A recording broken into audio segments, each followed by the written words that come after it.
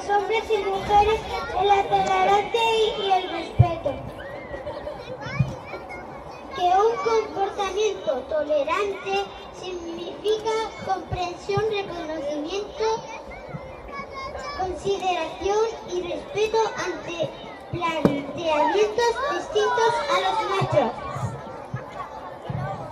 Que debemos demostrar tolerancia, pero con aquellas conductas o manifestaciones que supongan violencia de género.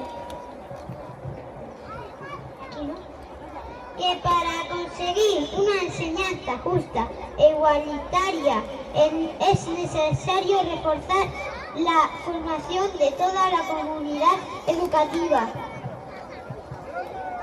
Que el colegio Gallego Morín sea un espacio educativo de tolerancia cero contra todas las situaciones. Esperamos que en un futuro próximo no sea necesario celebrar este día.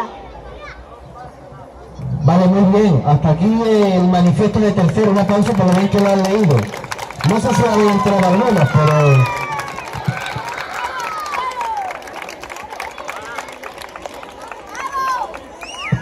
Lucía, cuando quiera.